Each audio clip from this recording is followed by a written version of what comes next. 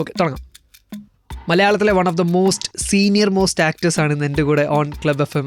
കുറിച്ചാണെന്നൊക്കെ വിചാരിച്ചു senior most എന്നൊക്കെ പറഞ്ഞ എല്ലാം ഈ പാവം പിടിച്ച ക്യാരക്ടർ മാത്രമല്ല ചെയ്യണുള്ളൂ ചോദിക്കുന്നുണ്ട്. ഇവർക്കൊന്നും എൻ്റെ പാസ്റ്റ് അറിയില്ല. ഒന്ന് പോവാടാ പോയി തരത്തി പോയി കളിക്കടാ. ആരാണാ പറഞ്ഞ അവനെ വിളിച്ചിട്ടുണ്ട്. എനിക്ക് ഈ കഥ കേൾക്കുമ്പോൾ പണ്ട് മനുവങ്കിളൊക്കെ കാണുമ്പോൾ കിട്ടിയൊരു ഫീലാണ് എനിക്ക് ഇതിൻ്റെ കഥ കേട്ടപ്പോൾ തന്നെ. അതുപോലത്തെ ഒരു ട്രാക്ക് ഈ സിനിമയിലുണ്ട്. ആക്ഷൻ നമുക്ക് എടുത്ത് ചെന്നപ്പോൾ തന്നെ നമുക്ക് പറഞ്ഞ്, പിന്നെ നിൻ്റെയൊക്കെ എല്ലാ പടവും ഞാൻ എൻ്റെ പേജിൽ കൂടെ അല്ലേ ഇടണത്, ഇവിടെ എൻ്റെ പടം മാത്രമേ ഇടുള്ളൂ എന്നൊക്കെ പറഞ്ഞു. ഞാൻ പറഞ്ഞു എന്നാലും നമ്മൾ തമ്മിലുള്ളൊരു ബന്ധം വെച്ച് പഴയ ബന്ധം വെച്ച് എന്ത് ബന്ധം എന്നൊക്കെ പറഞ്ഞിട്ട് പുള്ളി ആ സെൻറ്റിമെൻറ്റ്സ് ഒക്കെ വെച്ചിട്ട് ഞാൻ ഇപ്പം ചെയ്യാം എന്നും പറഞ്ഞ് അടുത്ത പടം കൊണ്ട് ഇങ്ങോട്ട് വരരുത് എന്ന് പറഞ്ഞു. ഞാൻ പറഞ്ഞില്ല, അതിന് ശേഷവും ഒരു 3 പടവും കൂടി നമുക്ക് എനിക്ക് പിന്നെ ചെയ്തു തന്നാണ്. നാഷിക്ക് പറഞ്ഞത് ഇവനുണ്ടാ നമ്മുടെ പടത്തിലെ ഹീറോ എന്ന് പറഞ്ഞു. പിന്നെ എനിക്കറിയാം പുള്ളി എൻ്റെ ഫേവറേറ്റ് ആക്ടേഴ്സിൽ ഒരാളാണെന്ന് പറഞ്ഞ് അമലേട്ടൻ എൻ്റെ മുമ്പിൽ വെച്ച് ഇങ്ങനെ പറയുമ്പോൾ അയ്യോ എനിക്ക് ഭയങ്കര സന്തോഷമായി. ഇത് എന്നിട്ട് എത്ര പേരോട് പറഞ്ഞിട്ടുണ്ട്? ഞാൻ എല്ലാവരോടും പറഞ്ഞിട്ടുണ്ട്. ഇവനെന്തിനാണ് ഇത് ചോദിക്കുന്നത്, നാളെ എന്നെക്കാളും അറിവ് ഇവനുണ്ടെന്ന് തോന്നിക്കഴിഞ്ഞാൽ ഇവൻ എന്നെ പുറത്താക്കുമല്ലോ എന്നുള്ളതായിരിക്കും അന്നത്തെ തൊട്ട്. ഇന്നിപ്പോൾ അങ്ങനെയല്ലല്ലോ. ഇന്ന് കോടികൾ മുടക്കി സിനിമ ചെയ്യുന്ന ഒരു ഡയറക്ടറെക്കാളും ക്യാമറാമാനേക്കാളും റീച്ചും അയാളെക്കാളും യൂട്യൂബ് വരുമാനമുള്ള ഇൻഫ്ലുവൻസർ പുറത്ത് ഇപ്പം ഉണ്ട്.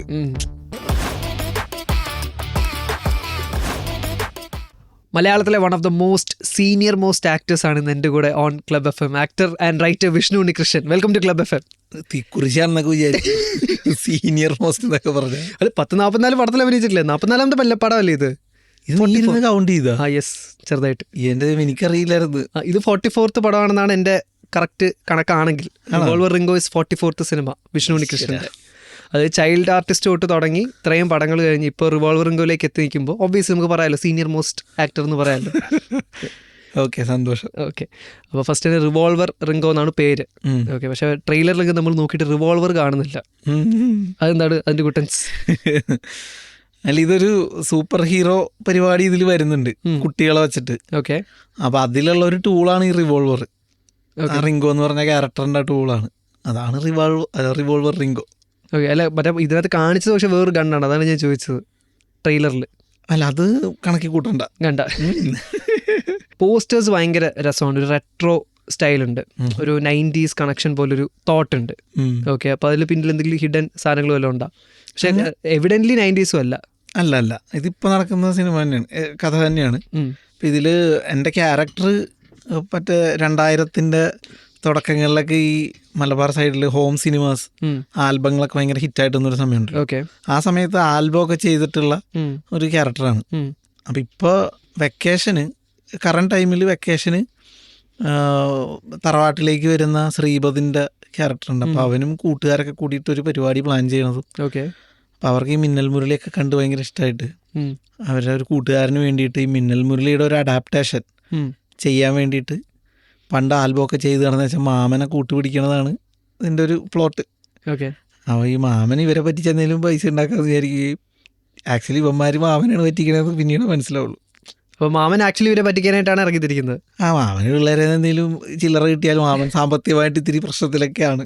അതാണ് അതിൻ്റെ ഒരു പടത്തിൻ്റെ തുടക്കം അങ്ങനെയാണ്. ഓക്കെ, എന്നോടൊരാൾ പറഞ്ഞാണ് അത് വിഷ്ണുവിൻ്റെ ഇൻഡസ്ട്രി കണക്ഷൻ അപാരമാണ്. അത് പടത്തിൻ്റെ പോസ്റ്റർ ലോഞ്ച് ചെയ്യുന്നത് DQ, ഉണ്ണിയും മുകുന്ദൻ, പിന്നെ ട്രെയിലർ ലോഞ്ച് ചെയ്യുന്നത് അർജുൻ അശോകൻ.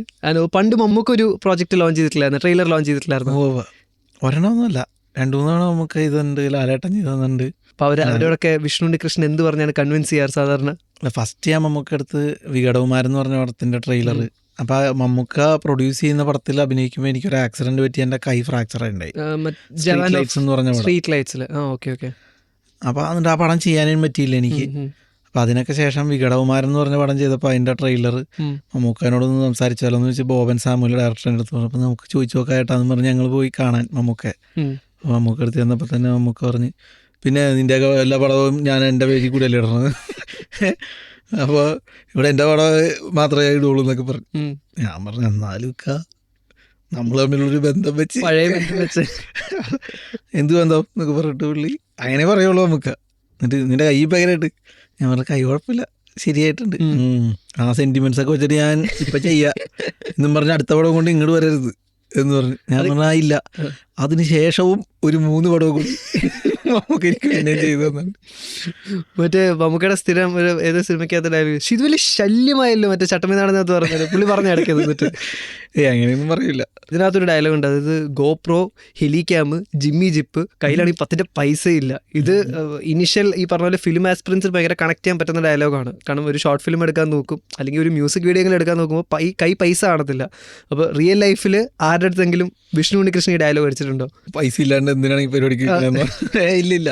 അല്ല, നമ്മളൊക്കെ അതിൻ്റെ ആൾക്കാരാണ്. ഇല്ലെങ്കിൽ ഇല്ല, അതെന്ത് ചെയ്ത് നമുക്കത് നടപ്പിലാക്കാൻ പറ്റും എന്നുള്ളൊരു പരിപാടി ഉണ്ടല്ലോ. ഓക്കെ, അത് ഇപ്പം ബ്രോ പറയുമ്പോഴാണ് ഞാനും ആ ഒരു ആംഗിളിൽ ആലോചിക്കുന്നത്. ഇങ്ങനെ ഫിലിം എന്തൂസിയാസ്റ്റുകളായിട്ടുള്ള ആസ്പിറൻസ് ആയിട്ടുള്ള ആളുകൾക്കൊക്കെ പ്രചോദനം കിട്ടാവുന്ന ഒരു പരിപാടിയും കൂടി ഈ സിനിമയിലുണ്ട്. തീർച്ചയായിട്ടും. അപ്പോൾ പറഞ്ഞ പോലെ ഒരു ക്രെയിൻ ഷോട്ട് എടുക്കണമെങ്കിൽ അതിനുള്ള വകുപ്പില്ലെങ്കിൽ എന്താ ചെയ്യാൻ പറ്റുക? അപ്പോൾ ആ പറമ്പിൽ JCB കിളയ്ക്കാൻ വന്ന JCBയുടെ ഡ്രൈവറോട് കാല് പിടിച്ചിട്ട് ചേട്ടാ ഒരു ഷോട്ട് എടുക്കാന്നൊക്കെ പറഞ്ഞിട്ട് ആ JCBയിൽ ക്യാമറമാനെ കയറ്റി ഇരുത്തിയിട്ട് അത് പൊക്കിയിട്ടൊരു ഷോട്ട് എടുക്കുന്ന ഒരു സംഭവം സോങ്ങിലുണ്ട്.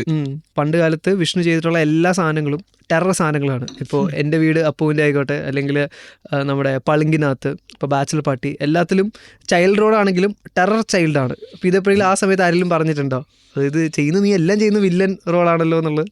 അതെ. അപ്പം അതൊന്നും കാണാത്തവരാന്ന് തോന്നുന്നു. ഇപ്പം എന്നോട് പറയണം എല്ലാം ഈ പാവം പിടിച്ച ക്യാരക്ടർ മാത്രമല്ല ചെയ്യണുള്ളൂ ചോദിക്കുന്നുണ്ട്. ഇവർക്കൊന്നും എൻ്റെ പാസ്റ്റ് അറിയില്ല. ഒരു കഴിഞ്ഞ കാലം ഉണ്ടായിരുന്നു. അതെ. പറങ്കിമല എന്ന് പറഞ്ഞ പടത്തിലൊക്കെ അതിക്രൂരനായ കഥാപാത്രമാണ് ഞാൻ. ഓക്കെ, മണിച്ചാൻ്റെ കൂടെ ഉണ്ടായില്ല. പിന്നെ പറഞ്ഞ പോലെ പളങ്കിൽ അമൃതത്തിലൊക്കെ ഒരു തലകറിച്ചേക്കനായിട്ടാണ് ജയറാമേൻ്റെ കൂടെ. ബാച്ചിലർ പാർട്ടിയുടെ സമയത്താണോ മറ്റേ? അല്ല, അതിന് ശേഷമല്ലേ? അമൽ നീരദിന്റെ ഫേവറേറ്റ് ആക്ടർ ആണെന്ന് ഞാൻ കേട്ടിട്ടുണ്ട്. അങ്ങനെ സാറ് പറഞ്ഞിട്ടുണ്ട്. ഓക്കെ, നാദർഷ് ഈ കട്ടപ്പന അനൗൺസ് ചെയ്ത സമയത്ത് ഞങ്ങളൊരു ഫംഗ്ഷനിൽ വെച്ച് നാഷിക്ക് ഞാനും അമൽ നീരദ് സാറൊക്കെ ഉള്ളൊരു ഫംഗ്ഷനിൽ വെച്ച് കണ്ടപ്പോഴത്തേക്കും അപ്പോൾ നാഷിക്ക് പറഞ്ഞത് ഇവനുണ്ടോ നമ്മളെ പടത്തിലെ ഹീറോ എന്ന് പറഞ്ഞു. പിന്നെ എനിക്കറിയാം പുള്ളി എൻ്റെ ഫേവറേറ്റ് ആക്ടേഴ്സിൽ ഒരാളാണെന്ന് പറഞ്ഞ് അമലേട്ടൻ എൻ്റെ മുമ്പ് വെച്ച് ഇങ്ങനെ പറയുമ്പോൾ അയ്യോ എനിക്ക് ഭയങ്കര സന്തോഷമായി. ഇത് എന്നിട്ട് എത്ര പേരോട് പറഞ്ഞിട്ടുണ്ട്? അത് ഞാൻ എല്ലാവരോടും പറഞ്ഞിട്ടുണ്ട്. അല്ല, ഇപ്പോൾ ഈ ബാച്ചിലർ പാർട്ടി 2 അനൗൺസ് ചെയ്തപ്പോൾ ഞാൻ ഒരു മെസ്സേജ് അയച്ചിട്ടുണ്ടായി പുള്ളിക്ക്. 1-ലുള്ളവരെയൊക്കെ പരിഗണിക്കുന്നുണ്ടോ എന്ന് ചോദിച്ചിട്ട് പുള്ളി ഇമോജി തിരിച്ചയച്ചു ചിരിച്ചോണ്ടില്ല. അതിൽ പിന്നെ ആ ക്യാരക്ടറൊക്കെ മരിച്ചു പോയല്ലോ ലാസ്റ്റ്. മനസ്സിലായി. എന്നിട്ട് മറ്റേ നരകത്തിലെ സോങ്ങും കഴിഞ്ഞ് കപ്പ സോങ്ങും കഴിഞ്ഞാണ് ആ പടം തീർന്നത്. അതുകൊണ്ട് ഞങ്ങൾക്ക് ഇനി അവിടെ സ്പേസ് ഇല്ല. പണ്ട് എപ്പോഴെങ്കിലും ആരെങ്കിലും പറഞ്ഞിട്ടുണ്ടോ അത് വിഷ്ണു ഉണ്ണികൃഷ്ണൻ എന്നുള്ള പേര് മാറ്റിയാൽ കൊള്ളായിരിക്കും എന്ന് ആരെങ്കിലും പറഞ്ഞിട്ടുണ്ടോ ഇൻഡസ്ട്രിയിലേക്ക് വന്ന സമയത്ത്? കാരണം പണ്ടൊരു ട്രെൻഡ് ഉണ്ടായിരുന്നു, എസ്പെഷ്യലി ബ്രോ വന്നൊരു കാലത്ത് എല്ലാവരും പേര് മാറ്റുന്ന ഒരു ടൈം ആയിരുന്നല്ലോ. അപ്പം അതുകൊണ്ട് ചോദിച്ചാൽ ഞാനും ഒരുമിച്ച് എഴുതാനായിട്ട് ഞങ്ങൾ ഒരുമിച്ച് സ്ക്രിപ്റ്റ് ചെയ്തപ്പോൾ രണ്ടുപേരെയും കൂടി പേര് വയ്ക്കുമ്പോൾ എങ്ങനെയാണ് എന്ന് പറഞ്ഞിട്ട് ഇങ്ങനെ നമുക്ക് സ്പ്ലിറ്റ് ചെയ്തിട്ട് പകുതി ആക്കിയിട്ട് അങ്ങനെ എന്തെങ്കിലും വെച്ചാലോ എന്നൊക്കെ ഇങ്ങനെ ആലോചിച്ചു. അങ്ങനെ എന്തെങ്കിലും ഒരു അങ്ങനെ 2-3 ഓപ്ഷനൊക്കെ എടുക്കാന്നൊക്കെ പറഞ്ഞ് ഇങ്ങനെ ആലോചിച്ചു. അപ്പോൾ ആ സമയത്ത് ഷാജി പട്ടിക്കര എന്ന് പറഞ്ഞ ഒരു പ്രൊഡക്ഷൻ കൺട്രോളറുണ്ട്. അപ്പോൾ ഷാജി ചേട്ടൻ ആ സമയത്ത് എന്തോ കാര്യത്തിന് കണ്ടു കഴിഞ്ഞപ്പോഴാണ് പുള്ളി പറഞ്ഞത് അങ്ങനെയൊന്നും ചെയ്യരുത്, നിങ്ങൾ രണ്ട് ഇൻഡിവിജ്വൽസ് ആണ്, നിങ്ങൾക്ക് സ്വന്തമായിട്ടുള്ള ഐഡൻറ്റിറ്റി ഉള്ളതാണ്, അപ്പോൾ നിങ്ങൾ ഫുൾ നെയിം 2 പേരും വെക്കണമെന്ന് പറഞ്ഞു. ഷാജി ചേട്ടൻ എന്ന് പറഞ്ഞപ്പോഴാണ് ഞങ്ങൾ അങ്ങനെ വയ്ക്കാമെന്ന് പറഞ്ഞിട്ടാണ് ഞങ്ങൾ ബിബിൻ ജോർജ് വിഷ്ണു ഉണ്ണികൃഷ്ണൻ എന്ന് പറഞ്ഞിട്ട് ഞങ്ങളുടെ പേര് അങ്ങനെ തന്നെ സ്ക്രിപ്റ്റിൽ വെച്ചത്. അല്ലാതെ പേര് മാറ്റണം അതിനെക്കുറിച്ച് ആലോചിച്ചിട്ടില്ല. ലൈക്ക് ബിബിൻ്റെ പേര് പറഞ്ഞോണ്ട് ഇപ്പോൾ ബിബിൻ റോയും നിങ്ങളും ഫസ്റ്റ് വരുന്ന സമയത്ത്, പക്ഷെ അന്ന് ആ ടൈമിൽ ഇൻഡസ്ട്രിയിലേക്ക് കയറൽ ഭയങ്കര പാടാന്ന് വിചാരിച്ചുകൊണ്ടിരിക്കുന്ന ഒരു ടൈമുണ്ട്. അപ്പോൾ ആ ടൈമിലാണ് ഔട്ട്സൈഡേഴ്സായ 2 പേര് വന്ന് അമർ ആൻ്റണിക്ക് സ്ക്രിപ്റ്റ് എഴുതുന്നു, പടം ഭയങ്കര ഹിറ്റാവുന്നു. അത് കഴിഞ്ഞിട്ട് കട്ടപ്പന ഋത്തിക് റോഷൻ, അതും ഭയങ്കര ഹിറ്റ്. പിന്നെ DQ ആയിട്ട് പ്രൊജക്റ്റ് വരുന്നു. അപ്പോൾ ഇതൊരു എന്താ പറയുക, പുറത്തുനിന്ന് നോക്കുന്നവർക്ക് ഭയങ്കര ഒരു എന്താ പറയുക ഡ്രീം കം ട്രൂ ആണ് ആ ഒരു ഗ്രാഫ് എന്ന് പറഞ്ഞു കഴിഞ്ഞാൽ.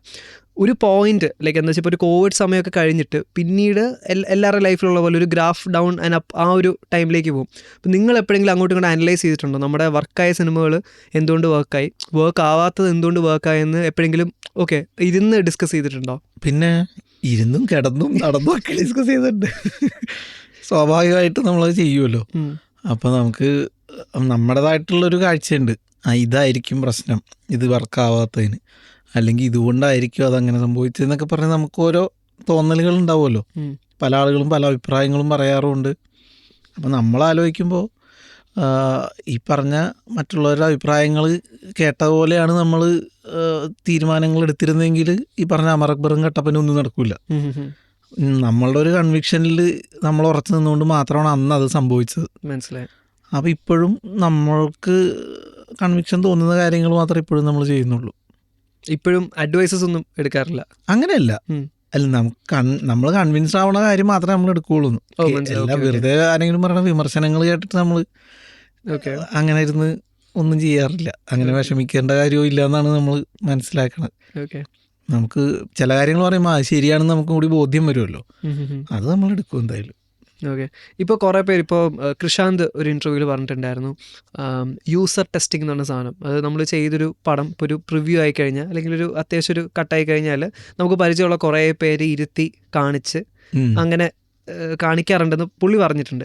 നിങ്ങൾ എപ്പോഴെങ്കിലും അങ്ങനത്തെ ഒരു സാധനങ്ങളൊക്കെ ചെയ്തിട്ടുണ്ടോ? ഇപ്പോൾ ഇൻഡിപെൻഡൻ്റ് ആയിട്ട് വിഷ്ണു ബ്രോൻ്റെ ഫിലിം ആയിരിക്കാം, അല്ലെങ്കിൽ നിങ്ങൾ ഒരുമിച്ച് ബിബിൻ ബ്രോ ആയിട്ട് ചെയ്യുന്ന ഫിലിംസ് ആയിരിക്കാം. എപ്പോഴെങ്കിലും അങ്ങനെ ഒരു പരിപാടി നോക്കിയിട്ടുണ്ടോ? നമ്മൾ കാണിച്ചിട്ടൊക്കെ ഉണ്ട്, പക്ഷെ അപ്പോഴും നമുക്ക് അതിൻ്റെ ജഡ്ജ്മെൻറ്റ് കറക്റ്റ് ആവില്ല. ഓക്കെ. അപ്പം അങ്ങനെ കണ്ട് എല്ലാവരും കണ്ണു നിറഞ്ഞ് ഭയങ്കര ഹാപ്പി ആയിട്ട് ഈ ഇത് അടിക്കൂട്ടോ എന്ന് പറഞ്ഞ പടം അടിച്ചിട്ടില്ല. ഓക്കെ. എന്ന് വെച്ച് കഴിഞ്ഞാൽ ആ വൈബല്ല ഒരിക്കലും തിയേറ്ററിൽ വരുമ്പോൾ. തിയേറ്ററിലേക്ക് വരുമ്പോൾ ഒരുപാട് കാര്യങ്ങൾ അതിനെ അഫക്റ്റ് ചെയ്യും. ചിലപ്പോൾ ഓപ്പോസിറ്റ് വന്ന റിലീസ്, മനസ്സിലായി, ആ വീക്കിലെ ആ ഡേറ്റ്, ഇതെല്ലാം ഇതിനെ ഇറ്റ് മാറ്റേഴ്സ് എന്നാണ് നമുക്ക് മനസ്സിലാവണത്. ഓക്കെ. അതേപോലെ അങ്ങനെ കണ്ടിട്ട് വർക്കാവൂല എന്ന് തോന്നിയ കാര്യം വർക്കായിട്ടുണ്ട്. ഏകദേശം നമുക്കൊരു ധാരണയൊക്കെ കിട്ടും കേട്ടോ. അത് നമുക്ക് ഷൂട്ടിംഗ് സമയത്ത് തന്നെ മനസ്സിലാവും. പക്ഷെ നമുക്ക് ഷൂട്ടിംഗ് സമയത്ത് മനസ്സിലായി ഇത് ഏക്കൂല എന്ന് നമുക്ക് മനസ്സിലായി എന്ന് വെച്ചിട്ട് നമുക്കിത് കളയാൻ പറ്റുമോ? അപ്പം നമുക്കൊരു പ്രൊഡ്യൂസറോട് ഒരു കമ്മിറ്റ്മെന്റ് ഇല്ലേ? ഞാൻ പറഞ്ഞത് നമ്മൾ എഴുതിയ പടങ്ങളുടെ കാര്യം മാത്രമല്ല പറയുന്നത്, അല്ലാതെ പടങ്ങൾ, അല്ല നമ്മൾ അഭിനയിച്ച പടമാണെങ്കിലും ചില പടം നമുക്ക് ചെയ്തു വരുമ്പോൾ അറിയാം അയ്യോ ഇത് രക്ഷയില്ലല്ലോ എന്ന് തോന്നിയെന്ന് വെച്ചിട്ട് നമുക്കിത് കളയാൻ പറ്റില്ല. പക്ഷെ നമ്മൾ ആ ഇരിക്കുന്ന അവസ്ഥയിൽ നിന്ന് പരമാവധി ഉള്ളത് വെച്ച് ബെറ്റർ ആക്കാവുന്നതിൻ്റെ പരമാവധി പണിയെടുക്കാതെ നമ്മളൊരിക്കലും അതിൽ നിന്ന് എന്താ പോണെങ്കിൽ പോട്ടെ എന്ന് പറഞ്ഞിട്ട് നമുക്ക് ഒരിക്കലും ചെയ്യില്ല. നമ്മളെ കൊണ്ട് പരമാവധി എന്തൊക്കെ ചെയ്യാൻ പറ്റുമോ അതൊക്കെ ചെയ്യാൻ ശ്രമിക്കാറുണ്ട്. അല്ലെങ്കിൽ നമ്മൾ പറയാറുണ്ട് ചേട്ടാ ഇതിങ്ങനെയാണെങ്കിൽ കുഴപ്പമാണ്, ഇതിങ്ങനെ നമുക്ക് ചെയ്യാം, അല്ലെങ്കിൽ ഇങ്ങനെ ചെയ്യൂ എന്നൊക്കെ പറഞ്ഞ് നമ്മൾ ഡയറക്ടേഴ്സിൻ്റെ അടുത്താണെങ്കിലും ഒക്കെ അഭിപ്രായങ്ങൾ പറയാറുണ്ട്. പിന്നെ എൻ്റെ ഒരു വിശ്വാസം എന്ന് പറഞ്ഞാൽ നമ്മൾ പറഞ്ഞതൊക്കെ ഏകദേശമൊക്കെ ശരിയായിട്ടുണ്ട്. പണ്ടത്തെ അങ്ങനെ കുറച്ചുകൂടി ഇപ്പോൾ ഓപ്പൺ ആണെന്ന് തോന്നുന്നുണ്ട് സെറ്റിൽ. എന്ന് വെച്ചാൽ പണ്ട് ഇപ്പോൾ രാജുവിനൊക്കെ ഒരു ഇൻ്റർവ്യൂവിൽ പറഞ്ഞിട്ടുണ്ട്, പുള്ളി ഒരു ഡൗട്ട് ചോദിച്ചാൽ ആ പടത്തിൽ നിന്നേ ഔട്ടാക്കിയിട്ടുണ്ടെന്നൊക്കെ. അപ്പോൾ ഇപ്പോൾ പക്ഷെ കുറച്ചുകൂടി ഓപ്പൺ ആണെന്ന് തോന്നുന്നു. നമ്മൾ ക്രിറ്റിസിസം പറഞ്ഞാൽ അല്ല, അന്നെന്ന് പറഞ്ഞാൽ ആർക്കും വലിയ ധാരണയൊന്നുമില്ല. അന്ന് ഒരു ക്യാമറാമാന് മാത്രമാണ് ഇതിനെക്കുറിച്ച് ഈ ലെൻസിങ്ങിൻ്റെ കാര്യങ്ങളെക്കുറിച്ച് അറിയുള്ളൂ എന്നുള്ളൊരു കാലഘട്ടമാണത്. അപ്പം ആ സമയത്ത് മറ്റേ ലെൻസിനെ കുറിച്ച് വന്ന് ഒരു ആക്ടർ ചോദിക്കുമ്പോൾ ചിലപ്പോൾ അവർക്ക് പിടിക്കില്ല, ഇവൻ എന്തിനാണ് ഇത് ചോദിക്കുന്നത്, നാളെ എന്നെക്കാളും അറിവ് ഇവനുണ്ടെന്ന് തോന്നിക്കഴിഞ്ഞാൽ ഇവൻ എന്നെ പുറത്താക്കുമല്ലോ എന്നുള്ളതായിരിക്കും അന്നത്തെ തൊട്ട്. ഇന്നിപ്പോൾ അങ്ങനെയല്ലല്ലോ. ഇന്ന് ഇപ്പോൾ ഒരു എത്ര കോടികൾ മുടക്കി ചെയ്യുന്ന സിനിമ ചെയ്യുന്ന ഒരു ഡയറക്ടറെക്കാളും ക്യാമറാമാനേക്കാളും റീച്ചും അയാളെക്കാളും യൂട്യൂബ് വരുമാനമുള്ള ഇൻഫ്ലുവൻസർ പുറത്ത് ഇപ്പം ഉണ്ട്. മനസ്സിലായി? അപ്പം അത് ഇവർക്കും അറിയാലോ. സ്വാഭാവികമായിട്ടും ആരോടും അങ്ങനെ വലിയ ഇത് വെച്ച് പുലർത്തുന്നതിൽ അർത്ഥമൊന്നുമില്ല. അപ്പം എല്ലാവരുടെയും സജഷൻസും അഭിപ്രായങ്ങളും ഒക്കെ ഓപ്പണായിട്ട് സ്വീകരിക്കുന്ന ഒരു കാലഘട്ടമാണിത്. ഓക്കെ. കിരണുമായിട്ട് എങ്ങനെയാണ് കണക്ഷൻ? കിരൺ നാരായണൻ ഇതിൻ്റെ ഡയറക്ടറുമായിട്ട്. കിരൺ എൻ്റെ അടുത്ത് ഈ കഥ പറയാൻ വേണ്ടി വന്ന് അങ്ങനെ പരിചയപ്പെട്ടത് തന്നെയാണ്. പക്ഷെ എനിക്ക് ഈ കഥ കേൾക്കുമ്പോൾ പണ്ട് മനുവങ്കിളൊക്കെ കാണുമ്പോൾ കിട്ടിയൊരു ഫീലാണ് എനിക്ക് ഇതിൻ്റെ കഥ കേട്ടപ്പോൾ തന്നെ. അതിലിങ്ങനെ വെക്കേഷന് പിള്ളേരൊക്കെ കൂടി വന്ന് അവന്മാരൊരു അടിച്ചുപൊളിയും അതിൻ്റെ ഇടയിൽ ഇവരൊരു ഉദ്യമം ഏറ്റെടുക്കുന്നതൊക്കെയാണല്ലോ, അതുപോലത്തെ ഒരു ട്രാക്ക് ഈ സിനിമയിലുണ്ട്. അതെനിക്ക് ഭയങ്കര രസമായിരിക്കും എന്ന് തോന്നി. അപ്പോൾ അതങ്ങനെ ഭംഗിയായിട്ട് വന്നിട്ടുണ്ട്. ഓക്കെ. ചിലരിപ്പോൾ സ്ക്രിപ്റ്റ് വായിക്കുമ്പോൾ, ഇപ്പോൾ വിഷ്ണു ബ്രോ ഓൾറെഡി ഒരു സ്ക്രിപ്റ്റ് റൈറ്ററും കൂടാണ്. ഇപ്പോൾ കഥ വായിക്കുമ്പോഴത്തേനും കുറേ ആംഗിൾസിൽ നിങ്ങൾക്ക് ചിന്തിക്കാൻ പറ്റും. ഇപ്പോൾ സാധാരണ ഒരു ആക്ടർ മാത്രമാണെങ്കിൽ ഈ റോള് ഞാൻ ചെയ്താൽ ശരിയാവുമോ, ഇത് ആൾക്കാർ അക്സെപ്റ്റ് ചെയ്യും, ഈ രണ്ട് ആസ്പെക്റ്റ് ആയിരിക്കും. പക്ഷേ ഇതല്ലാതെ ബിഹൈൻഡ് ദി ബ്രെയിൻ എന്താ പറയുക, ഇതൊരു സ്ക്രിപ്റ്റ് എന്ന രീതിയിൽ എത്രത്തോളം കണക്റ്റ് ആവും, പിന്നെ ഞാൻ ചെയ്തിട്ടുള്ള റോളുമായിട്ട് ഡിഫറെൻ്റ് ആണോ, അങ്ങനെ കുറേ കൺഫ്യൂഷൻസ് വരാൻ ചാൻസ് ഉണ്ട്. ഇപ്പോൾ പ്രൈമറിലി ഒരു സ്ക്രിപ്റ്റ് കിട്ടുമ്പോൾ വിഷ്ണു ഉണ്ണികൃഷ്ണൻ ആക്ടർ എന്താണ് അതിൽ നോക്കുന്നത്? ഞാൻ ബേസിക്കലി ആക്ടറാണ്, മറ്റത് സാഹചര്യം കൊണ്ട് സ്ക്രിപ്റ്റ് റൈറ്റർ ആയതാ.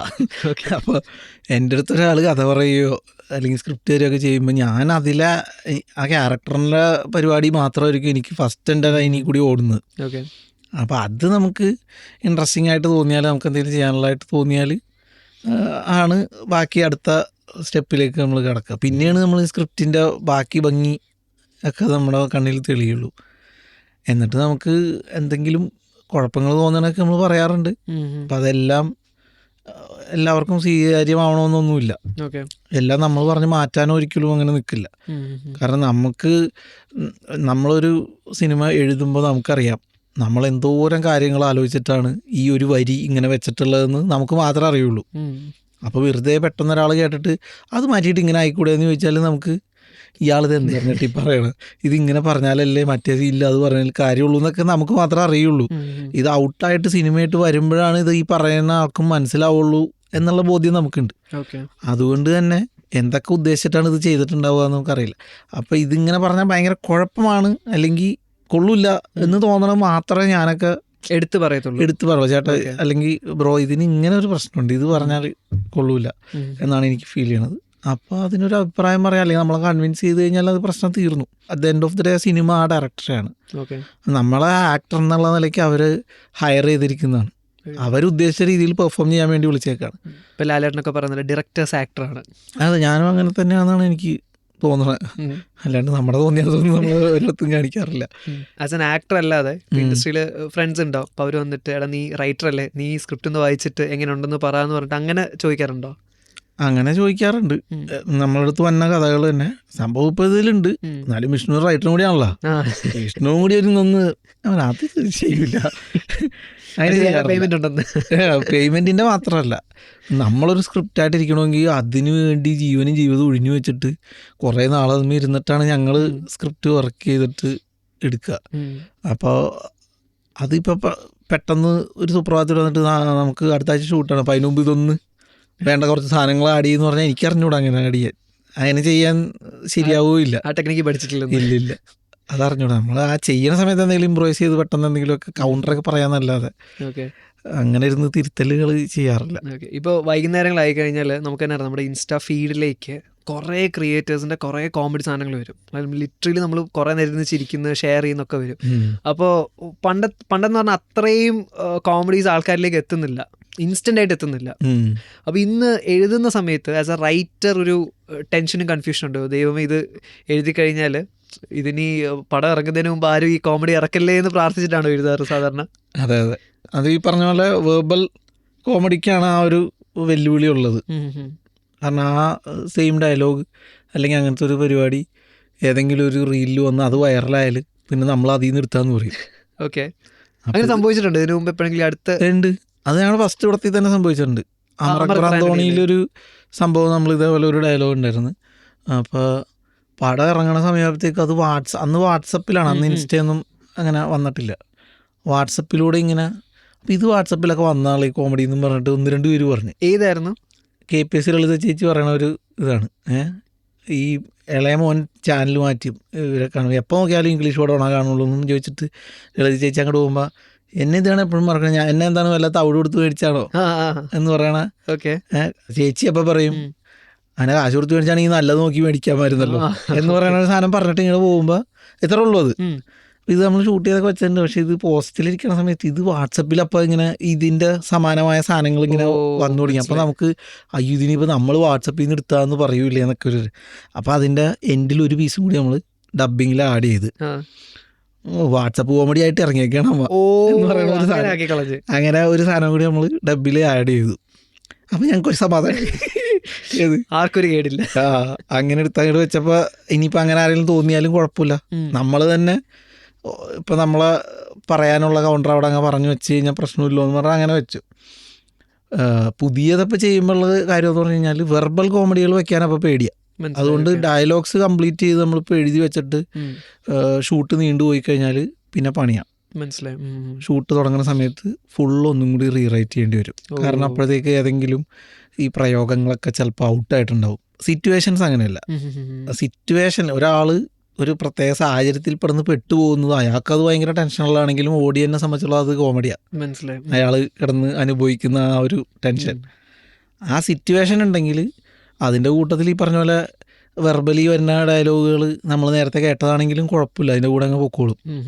കാരണം ആ സമയത്ത് അതേ പറയാൻ പറ്റുള്ളൂ എന്ന് അറിയാവുന്നതുകൊണ്ട് അതങ്ങ് പോകും. വെടിക്കെട്ട് സമയത്ത് എനിക്കൊന്നും അങ്ങനെ ഉണ്ടായിരുന്നു അല്ലേ? വെടിക്കെട്ട് സിനിമ ഇങ്ങനെ കുറച്ച് നീണ്ടുപോയോണ്ട് സ്ക്രിപ്റ്റ് തിരുത്തോ സ്ക്രീൻ പ്ലേ തിരുത്തോ അങ്ങനെ എന്തോ ഉണ്ടായിരുന്നോ? വെടിക്കെട്ടിൻ്റെ സ്ക്രീൻ പ്ലേ ഒരു ലോഡ് ഉണ്ടായിരുന്നു. ഞങ്ങൾ കുറച്ച് ഒരുപാട് കുറച്ച്. ഓക്കെ. അല്ല ഞാൻ അങ്ങനെ കേട്ടിട്ടുണ്ട്, കോവിഡ് സമയം വന്നപ്പോഴത്തേക്കും കുറച്ച് ലാഗ് വന്നപ്പോൾ പിന്നെ അതാ കോവിഡിന്റെ ലോക്ക്ഡൌൺ സമയത്താണ് അതിന്റെ സ്ക്രിപ്റ്റ് എഴുതിയത് തന്നെ. Okay okay. പിന്നെ അതിന് മുമ്പ് ഞങ്ങൾ എഴുതിയ ഒരു സ്ക്രിപ്റ്റ് ഉണ്ട്, അതിപ്പോഴും സിനിമ ആയിട്ടില്ല. അപ്പം അതും ഈ പറഞ്ഞ പോലെ ഒരുപാട് സമയം കഴിഞ്ഞുകൊണ്ട് ഇനിയിപ്പോൾ അതൊന്ന് പൊടിതട്ടി എടുക്കണമെങ്കിൽ തന്നെ ഫുള്ളൊന്നും കൂടി റീസ്ട്രക്ചർ ചെയ്യേണ്ടി വരും. അതെ. ഓക്കെ. ലാലേട്ടനോട് കഥ പറഞ്ഞിട്ടുണ്ടോ? ആ കഥയായിരുന്നത്. കഥ. Okay nice. അതപ്പോൾ സിനിമ ആവാനുള്ള ചാൻസ് എത്രത്തോളം ഉണ്ട് ഈ വർഷം? ഈ വർഷം ഒന്നും ആവില്ല എന്തായാലും. അതെന്തായാലും ഒന്ന് ലാലേട്ടൻ്റെ അടുത്ത് പറഞ്ഞായിരുന്നു ഞങ്ങള്. ഞാൻ എന്നോട് വേറെ ആള് പറഞ്ഞു ഇങ്ങനെ ലാലേട്ടനോട് കഥ പറഞ്ഞിട്ടുണ്ടെന്നുള്ളത്. കഥ കേൾക്കുകയും ചെയ്തു. അങ്ങനെ ലാലേട്ടൻ മൊത്തം കഥ പറഞ്ഞില്ല, ലാലേട്ടനോട് പകുതി പറഞ്ഞോളൂ. ഞങ്ങൾ ആന്റണി ചേട്ടൻ്റെ അടുത്ത് പറഞ്ഞത് ആന്റണി ചേട്ടന് ഭയങ്കര ഇഷ്ടമായതാണ്. ഓക്കെ. ആന്റി പെരുമ്പാവിൻ്റെ അടുത്ത്. അപ്പം നമുക്കും കോൺഫിഡൻസ് ആയി.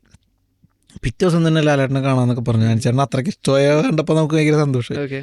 പക്ഷെ ലാലേട്ടൻ്റെ അടുത്ത് പറഞ്ഞു വന്നപ്പോൾ ഇന്റർവ്യൂവിൽ വരെ ജസ്റ്റ് പറഞ്ഞോളൂ, പക്ഷെ ആ ക്യാരക്ടർ ലാലേട്ടന് അത്ര വർക്കായില്ല. അപ്പൊ ലാലേട്ടന് അത് ക്യാരക്ടർ അത്ര സുഖമില്ല എന്ന് തോന്നി എന്ന് പറഞ്ഞുകൊണ്ട് പിന്നെ അത് പറഞ്ഞുകൊണ്ടിരിക്കുന്ന അർത്ഥമല്ലോ. അപ്പൊ അത് വിട്ടു. പക്ഷെ അതിന്റെ പരിപാടി നല്ലൊരു പരിപാടിയാണ്, അതുകൊണ്ട് അതൊന്ന് പൊടി തട്ടി വേറെ രീതിയിലാക്കി പുതിയൊരു കുപ്പിയിലാക്കി ഒന്നുകൂടി ചെന്ന് നോക്കാം. ഓക്കെ. അതെന്തായാലും ഞങ്ങളും കാത്തിരിക്കുകയാണ്, അത് വരട്ടെ. ഇപ്പൊ കുറെ പേര് പറയാറുണ്ട് സിനിമയുടെ റിവ്യൂ ഇൻസ്റ്റൻ്റ് ആയിട്ട് വരുന്നൊരു സംഭവം ഉണ്ടല്ലോ. അപ്പോൾ അത് ടെക്നോളജി പരമായിട്ട് വന്നൊരു അപ്ഡേഷനാണ്. പക്ഷെ അത് ഒന്ന് ഡിലേ ആക്കി കഴിഞ്ഞാൽ പടത്തിനൊരു ബ്രീത്തിങ് സ്പേസ് കിട്ടും എന്നും പറയുന്നുണ്ട്. സിനിമയിലുള്ളവരാണിത് പറയുന്നത്. പക്ഷേ റിവ്യൂവേഴ്സിനെ സംബന്ധിച്ചിടത്തോളം കഴിഞ്ഞാൽ അവർ പറയുന്നത് ഇന്നെല്ലാം ഇൻസ്റ്റൻ്റ് ആണ്. ഇപ്പം ന്യൂസ് ആണെങ്കിൽ ഇൻസ്റ്റൻ്റ് ആണ്, എല്ലാം ടക്ക് ടക്ക് ടക്ക് അപ്പം നടക്കുന്ന കാര്യങ്ങളാണ് പറയുന്നത്. അപ്പോൾ വിഷ്ണു ബ്രോവിൻ്റെ ഒരു ഒപ്പീനിയനിൽ ശരിക്കും അങ്ങനെ റിവ്യൂസ് ഡിലേ ആക്കുന്നതുകൊണ്ട് സിനിമയ്ക്ക് പ്രത്യേകിച്ച് ഗുണങ്ങളുണ്ടോ? ഇല്ലായിരിക്കും. അപ്പം ഈ ഇങ്ങനെ റിവ്യൂ ഡിലേ ആക്കണമെന്ന് പറയുന്ന അതേ സിനിമാക്കാർ തന്നെ അവരുടെ സിനിമ ഇറങ്ങുമ്പോൾ നല്ലതാണെങ്കിൽ, നല്ല അഭിപ്രായം ഉണ്ടെങ്കിൽ അതാരോടും പറയല്ലേ 2 ദിവസം കഴിയട്ടെ എന്ന് പറയുമോ? മനസ്സിലായി. ഓക്കെ. അത് ഡിലേ ആക്കാൻ സമ്മതിക്കുമോ? ഇല്ല. അപ്പം അതിലെന്താണ് അർത്ഥം? ഇപ്പം ഇവരൊക്കെ കുഴപ്പമാണ് പറയണത്, റിവ്യൂക്കാരെ നോക്കരുതെന്ന് പറയുന്നത്. അവരാരെങ്കിലും നല്ല അഭിപ്രായം പറഞ്ഞിട്ടുണ്ടെങ്കിൽ ഈ പറഞ്ഞ പ്രൊഡ്യൂസറുടെ അല്ലെങ്കിൽ ആ സിനിമാക്കാരൻ്റെ പടം ഇറങ്ങുമ്പോൾ ഇവരാരെങ്കിലും നല്ലത് പറഞ്ഞിട്ടുണ്ടെങ്കിൽ അപ്പം തന്നെ അവരുടെ ആ നല്ലത് പറഞ്ഞ പോർഷൻ കട്ട് ചെയ്ത് ഇവർ തന്നെ മാക്സിമം എടുത്ത് ഷെയർ ചെയ്യും. അപ്പം ഇത് നമ്മളെ ആരെങ്കിലും മോശം പറഞ്ഞാൽ നമുക്ക് അവരൊക്കെ കുഴപ്പമാണ്, അവരെ കൊണ്ട് ഇത് ചെയ്യിക്കരുത് എന്ന് പറയാനൊരു അർത്ഥമില്ല. ഇവർ നല്ലത് പറയുമ്പോൾ അതെടുത്ത് നമ്മൾ തന്നെ ഷെയർ ചെയ്യണുണ്ടല്ലോ. ഓക്കെ. അപ്പം ഈ മോശം പറയണവർ ഒരു ദാക്ഷിണ്യം ഇല്ലാണ്ട് പറയുമ്പോൾ വേദനിക്കും, അത് സ്വാഭാവികമാണ്, നമുക്കും വേദനിച്ചിട്ട്. പക്ഷെ അവരും കൂടി നല്ലത് പറയാൻ പാകത്തിനൊരു പ്രൊഡക്റ്റ് ആക്കി നമ്മൾ കൊടുക്കുക എന്നുള്ളതേ ഉള്ളൂ. അവർക്ക് വേണ്ടിയിട്ട് പടം ചെയ്യേണ്ട കാര്യമൊന്നുമില്ല. മനസ്സിലായി. പക്ഷെ ഓഡിയൻസിന് ഇപ്പം ഞാൻ പറയട്ടെ, ഇവർ നല്ല റിവ്യൂവേഴ്സ് നല്ലത് പറഞ്ഞുകൊണ്ട് മാത്രം ഓടി എന്ന് പറയുന്ന ഒരു പടം ഇല്ലല്ലോ. End of the day cinema as a whole നല്ലതാണെങ്കിൽ മാത്രമേ ഓടുള്ളൂ. അതെ. ഓഡിയൻ കണ്ടിട്ട് ഇത് കൊള്ളാന്ന് ജെന്യുവൻലി നമ്മുടെ സുഹൃത്തുക്കളൊക്കെ പറയണത് തന്നെയല്ലേ എപ്പോഴും വാലിഡ്. സൂപ്പർ ബോയ്സ് ഓഫ് മാലഗോൺ എന്ന് പറഞ്ഞൊരു സിനിമ കണ്ടിട്ടുണ്ടോ? ഞാൻ കണ്ടിട്ടുണ്ട്. ഉഗ്രപടം. എനിക്ക് റിവോൾവർ റിംഗ് കണ്ടപ്പോൾ എനിക്ക് ഭയങ്കരമായിട്ട് അങ്ങനെ ഒരു കണക്ഷൻ തോന്നി, റെഫറൻസ്. നിങ്ങൾ തമ്മിൽ അത് ഡിസ്കസ് ചെയ്തിരുന്നു? ഞാൻ ഡിസ്കസ് ചെയ്തതാണ് കിരണിൻ്റെ അടുത്ത്. നമ്മൾ ഈ പടം ഷൂട്ട് ചെയ്യണ സമയത്താണ് ആ പടം കാണുന്നത്. ഞാൻ ഞാൻ പറഞ്ഞു ഇതിനൊരു സിമിലാരിറ്റി ഇല്ലേ, എവിടെ ഒരു ചായ ഉണ്ട്, അതുണ്ട്. പക്ഷെ നമ്മുടെ എൻറ്റയർലി വേറൊരു പരിപാടിയാണ്. അതെ. പക്ഷെ എന്നാൽ ഒരു സിമിലാരിറ്റി ഉണ്ട്, ചെറിയൊരു സിമിലാരിറ്റി. മൊത്തത്തിൽ ആ സിനിമയുമായിട്ട് ബന്ധമൊന്നുമില്ല, എന്നാലും വെറുതെ പറയുമ്പോൾ അതിനൊരു ചായ കാച്ചലുണ്ട്. ശരി. ഇപ്പോഴും ഒരുപാട് പേര് വിചാരിച്ചിരിക്കുന്നത് വിഷ്ണു ഉണ്ണികൃഷ്ണൻ കട്ടപ്പനക്കാരനാണെന്നാണ് ബൈ ഡിഫോൾട്ട്. അതെ അതെ. ആരെങ്കിലും വന്ന് പറഞ്ഞിട്ടുണ്ട്? കുറേ പേര് പറഞ്ഞിട്ടുണ്ട്. അപ്പം ഇടുക്കിയല്ലേ എന്ന് ചോദിക്കും എൻ്റെ അടുത്ത്. ഇന്നാളെ എൻ്റെ അടുത്ത് ഒരാൾ ചോദിച്ചു, നമ്മൾ അയലോക്കംകാരാട്ടോ എന്ന് പറഞ്ഞു. ചേട്ടനെവിടെ? എൻ്റെ കൂടെ ഇരട്ടയാറാന്ന് പറഞ്ഞു. അതെവിടെയാന്ന് എനിക്കറിയില്ല. അപ്പോഴാണ് പുള്ളി പറഞ്ഞ കട്ടപ്പനയുടെ അടുത്തുള്ള ഒരു സ്ഥലമാണ് ഇരട്ടയാറ്. ഞാൻ പറഞ്ഞു ചേട്ടാ ഞാൻ എറണാകുളംകാരനാണ്, ആ സിനിമയിൽ കട്ടപ്പനക്കാരനായിട്ട് അഭിനയിച്ച. അപ്പം അത് ഞാൻ തിരുത്താൻ പോകാറില്ല. ആളുകൾ അങ്ങനെ വിചാരിക്കുന്നത് നമുക്ക് സന്തോഷമുള്ളൂ. അപ്പം എൻ്റെ പേരിനോടൊപ്പം കട്ടപ്പന എന്ന് പറയണത് നമുക്ക് അതൊരു സന്തോഷമുള്ള കാര്യമാണ്. ഓക്കെ. നമുക്കൊരു ജീവിതം സ്റ്റാർട്ടായ പോലെയാണല്ലോ കട്ടപ്പനയിൽ ഋത്തിക് റോഷൻ. ഓക്കെ. അതിനോട് കണക്ട് ചെയ്ത് തന്നെ ചോദിക്കാം, കട്ടപ്പന ഋത്തിക് റോഷൻ 2 വരുന്നുണ്ട് എന്ന് ഒരിടത്തുനിന്ന് കേട്ടു. അപ്പോൾ അത് ഉള്ളതാണോ? ആരാണ് പറഞ്ഞ അവനെ വിളിച്ചിട്ടുണ്ട്? നാദൃശക്ക വല്ലതും പറയാറുണ്ടോ നമുക്ക് എൻ്റെ സെക്കൻഡ് വല്ലതും എടുക്കണം? അമറിന്റെ സെക്കൻഡിന് പറ്റിയിട്ട് ഞങ്ങൾ ചർച്ച ചെയ്തിട്ടുണ്ട്. അതിനൊരു ഇങ്ങനെ ഒരു പ്ലാനൊക്കെ നടന്നായിരുന്നു. ഓക്കെ. പക്ഷെ അതൊരു അടുത്ത സ്റ്റെപ്പിലേക്ക് പോകാത്തതുകൊണ്ട് പിന്നെ എഴുതിയിട്ടൊന്നുമില്ല. ഓ ഓക്കെ, മനസ്സിലായി. എന്തെങ്കിലും അഡ്വാൻസ് ഒക്കെ തന്നെ എനിക്ക് എഴുതാമെന്ന്. നിങ്ങൾ തമ്മിലുള്ള നെക്സ്റ്റ് ഒരു പ്രോജക്റ്റ് എഴുതുന്നുണ്ടെന്ന് കേട്ടു, ബിബിനും നിങ്ങളും കൂടെ, ബ്രോയും കൂടെ. അപ്പോൾ അത് എപ്പോഴത്തേക്ക് നമുക്ക് പ്രതീക്ഷിക്കാം? അതാവുമ്പോൾ പറഞ്ഞാൽ പോരെ. ആണോ? ഈ വർഷം വരണം. ഓക്കെ, അങ്ങനെ നമ്മൾ ആഗ്രഹിക്കുന്നുണ്ട്. ഓക്കെ. ഇപ്പോൾ റിവോൾവർ റിംഗ് ഒരു സൂപ്പർ ഹീറോ എലമെൻ്റ് ഉള്ള ഒരു സിനിമയാണ്. ഓക്കെ, ഒരു സൂപ്പർ ഹീറോ സിനിമ എടുക്കണം എന്ന് ആഗ്രഹിക്കുന്ന ഒരു കൂട്ടം ആൾക്കാരുടെ കഥയാണ്. അപ്പോൾ വിഷ്ണു ഉണ്ണികൃഷ്ണൻ ആൻഡ് ബിബിൻ ജോർജ് ഒരു സൂപ്പർ ഹീറോ മൂവി എടുക്കുകയാണെങ്കിൽ എന്ത് സൂപ്പർ ഹീറോ ശക്തി കൊടുക്കും ക്യാരക്ടറിന്? ഇതൊക്കെ വെറുതെ കുസൃതി ചോദ്യമായിട്ടല്ലേ ചോദിക്കണത്? എന്താ, കാര്യമായിട്ട് എടുക്കാം, ശ്രദ്ധയായിട്ട് വേണമെങ്കിലും എടുക്കാം. അങ്ങനെയൊന്നും നമ്മൾ ചിന്തിച്ചിട്ടേ ഇല്ല. കാരണം മിന്നൽ മുരളി വന്ന സമയത്ത് ഒരുപാട് പേരുടെ മനസ്സിൽ അന്ന് പറയുന്ന കേൾക്കാം, കുറേ പേരുടെ മനസ്സിലുണ്ടായിരുന്ന തോട്ടാണ്, പക്ഷെ ഫസ്റ്റ് എക്സിക്യൂട്ട് ചെയ്ത് വിട്ടത് ബേസിലായിരുന്നു. അതായത് മലയാളത്തിൽ ഒരു സൂപ്പർ ഹീറോ മൂവി എന്നുള്ളത്. പക്ഷെ അപ്പോൾ അതിന് ശേഷം നിങ്ങളുടെ ഇടയിൽ ഇപ്പോൾ ആസ് എ സ്ക്രിപ്റ്റ് ഡിസ്കസ് ചെയ്യുമ്പോഴൊക്കെ എപ്പോഴെങ്കിലും വന്നിട്ടുണ്ട് ഇങ്ങനെ ഒരു സൈഫൈ? ഇല്ല, നമ്മൾ അങ്ങനത്തെ പരിപാടിയിലേക്ക് ചിന്തിച്ചിട്ടില്ല. ഇല്ല. കാരണം ഫേവറേറ്റ് ജോണർ എന്താ? നിങ്ങൾ രണ്ടുപേർക്കും ഇപ്പോൾ എപ്പോഴെങ്കിലും എടുക്കണമെന്ന് ആഗ്രഹമുള്ളൊരു ജോണർ എന്താ? അങ്ങനെയല്ല, ഞങ്ങൾക്ക് ഹ്യൂമർ പടമാണ് നമ്മുടെ നിന്ന് എല്ലാവരും ആഗ്രഹിക്കുന്നത്. അപ്പം നമ്മൾ ആദ്യമായിട്ടൊരു സിനിമ ഡയറക്റ്റ് ചെയ്യുമ്പോൾ ഹ്യൂമർ മാത്രം എന്നുള്ളത് വേണ്ട, നമുക്ക് കുറച്ച് ഗൗരവ പരിപാടി പിടിക്കാമെന്ന് പറഞ്ഞിട്ടാണ് ഭയങ്കര രാഷ്ട്രീയമൊക്കെ സംസാരിക്കുന്ന വെടിക്കെട്ട് പോലത്തെ ഒരു സിനിമയായിരുന്നു. പക്ഷെ അതിന് ആൾക്കാർക്ക് അതിൽ തമാശയില്ല എന്നുള്ളതായിരുന്നു ഏറ്റവും വലിയ പരാതിയായിട്ട് പറഞ്ഞത്. പെർഫോമൻസ് ഒക്കെ ഓക്കെ, അതൊക്കെ അതിൽ പറഞ്ഞ കണ്ടൻ്റൊക്കെ അടിപൊളിയാണെന്നൊക്കെ ഇപ്പോഴും പറയും ആൾക്കാർ. ടി വിയിൽ വന്നപ്പോഴാണ് അതിന് കൂടുതൽ ആൾക്കാർ കാണുന്നതും അഭിപ്രായം പറയുന്നതൊക്കെ. അപ്പോഴും നമ്മളുടെ പടമെന്ന് പറയുമ്പോൾ എല്ലാവർക്കും അമറിലെയും കട്ടപ്പനയിലേക്ക് പോലെ ഫുള്ള് തമാശ ഉണ്ടാവും എന്നുള്ളൊരു പ്രതീക്ഷ. അപ്പോൾ അത് ആണ് എല്ലാവരും വേണം എന്ന് ആഗ്രഹിക്കണമെന്ന് പറയുമ്പോൾ അങ്ങനത്തെ ഒരു പരിപാടി തന്നെയാണ് നമ്മൾ അടുത്തത് ചെയ്യേണ്ടതെന്നാണ് നമ്മളിപ്പോൾ വിചാരിച്ചിട്ടുള്ളത്. DK ആയിട്ടൊരു കൊളാബറേഷൻ ഉണ്ടോ? ഇപ്പം പ്ലാൻ ചെയ്തേക്കണതിലില്ല. ഓക്കെ. DQൻ്റെ അടുത്ത് എപ്പോഴും നമുക്കൊരു സ്പേസ് ഉണ്ട്. പക്ഷെ പുള്ളിനെ വെറുതെ പോയി വിളിക്കാൻ പറ്റൂല്ലോ. പുള്ളി ചോദിക്കാറുണ്ടോ? ഇല്ല. അല്ല, മെസ്സേജൊക്കെ അയക്കും ഇടയ്ക്ക്. ഇപ്പോൾ ഡിസ്കോ മൂവി ഭയങ്കര ആൻറ്റിസിപ്പേറ്റഡ് മൂവിയാണ്. ഹ്യൂജ് സ്റ്റാർ കാസ്റ്റ് തന്നെ ഉണ്ട്. ഞാനും ഉണ്ട് അതിൽ ചെറിയൊരു പരിപാടി. അതാ പറഞ്ഞ ഹ്യൂജ് സ്റ്റാർ കാസ്റ്റ് ഉണ്ട്. പെപ്പയുണ്ട്, വിഷ്ണു ഉണ്ണികൃഷ്ണൻ ഉണ്ട്, നമ്മുടെ അർജുൻ അശോകൻ ഉണ്ട്, അപ്പോൾ ലുക്മാൻ ഉണ്ട്, ദേവ് മോഹൻ ഉണ്ട്, ഓക്കെ, ചെമ്പൻ വിനോദേട്ടൻ. സെയിം അഞ്ചര കള്ളം കൊക്കാൻ്റെ സെയിം ടീം. അഞ്ചക്കള്ള കൊക്കാൻ്റെ ഡയറക്ടറാണ്, റൈറ്റർ ചെമ്പൻ വിനോദാണ്. പിന്നെ പ്രൊഡ്യൂസിങ്ങും പുള്ളിയാണല്ലേ? അതെ. പിന്നെ മ്യൂസിക് മണികണ്ഠൻ അയ്യപ്പയാണ്. ഓക്കെ. പിന്നെ ഒരുപാട് ആക്ടേഴ്സ് ഉണ്ട്. ഈ വർഷം ഇറങ്ങോ? ഈ വർഷം ലാസ്റ്റ് ഉണ്ടാവും എന്നാണ് പറഞ്ഞിട്ടുള്ളത്. ഓക്കെ. ഷൂട്ടിംഗ് ഒക്കെ കഴിഞ്ഞപ്പോൾ? ഷൂട്ട് കഴിഞ്ഞു. ഓക്കെ. അപ്പോൾ റിവോൾവർ റിംഗോ കിട്ടിലോസ്കി പടമാവട്ടെ. ഓക്കെ. കുറേ പേർക്ക് ഇനി ഈ പറഞ്ഞ പോലെ സിനിമ ആസ്പിറൻസിന് സിനിമ എടുക്കത്തക്കവണ്ണം അത്രയും ഇൻസ്പിറേഷൻ കൊടുക്കാൻ പറ്റട്ടെ. All the very best for your next future projects. Thank you so much for coming to Club FM. Thank you bro, thank you, സന്തോഷം.